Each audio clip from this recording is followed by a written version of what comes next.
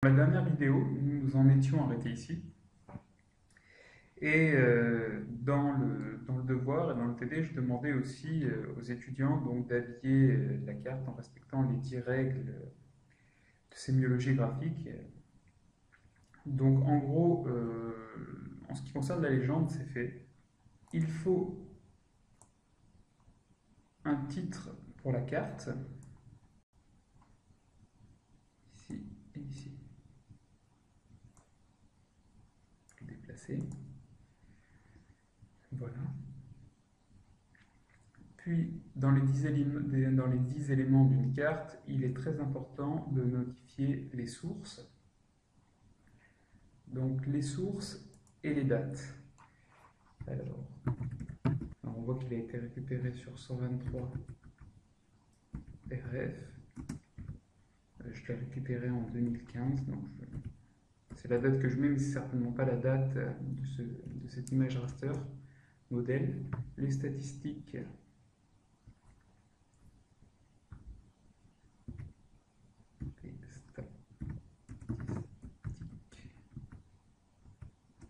Donc c'est Bourrelli stochastique 2015. Voilà, c'est donc les générés stochastiquement. Et finalement, la réalisation de la carte, une carte réalisée par l'échelle. Alors, je n'ai effectivement pas donné d'échelle. En conséquence de quoi, nous allons inventer une échelle. L'échelle doit être une échelle graphique. En tout cas, il faut toujours privilégier les échelles graphiques parce que les échelles numériques, si on réduit la carte, par exemple quand on l'importe dans un document Word, eh bien l'échelle numérique ne sera plus valable. Pour créer rapidement une barre d'échelle, il suffit de prendre l'outil rectangle,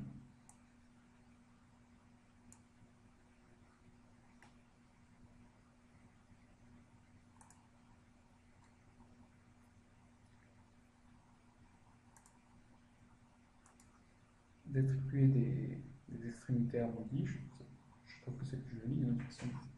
C'est l'aspect esthétique qui compte. Ensuite, ce que je suggère, c'est de dupliquer cet élément.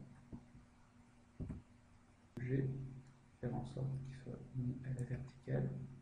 Puis on va le réduire de moitié.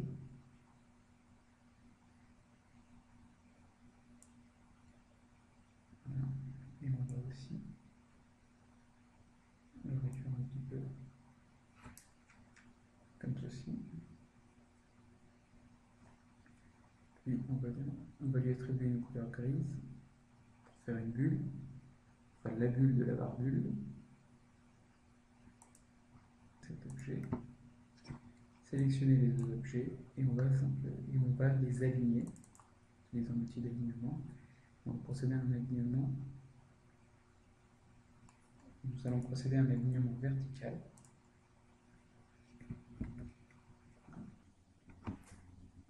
Ensuite, il suffit de rajouter du texte. On crée une zone de texte un petit peu plus grand. Là, on met 0.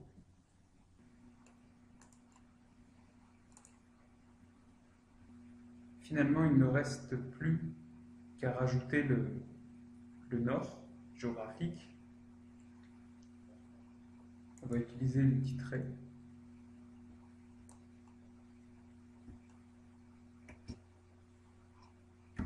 Qu'on va contraindre avec Shift, qu'il soit bien droit.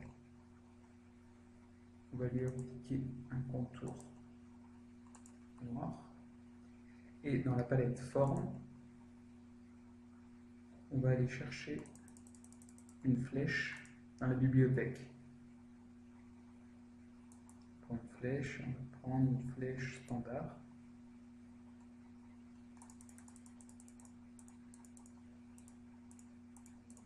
Pourquoi pas quelque chose comme voilà, c'est assez simple. OK. Donc le nom géographique est appliqué.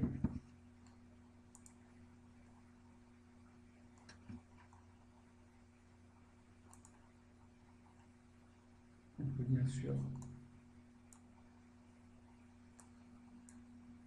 la rendre plus fine. La dé-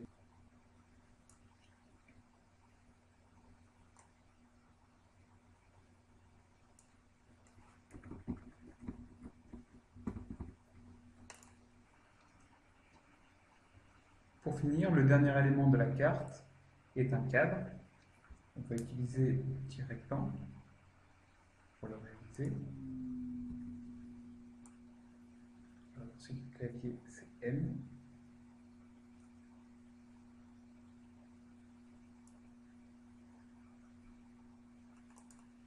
Et ce cadre doit être sans fond avec un contour.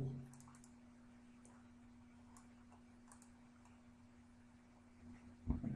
J'applique la forme pinceau type calligraphie pour le réaliser.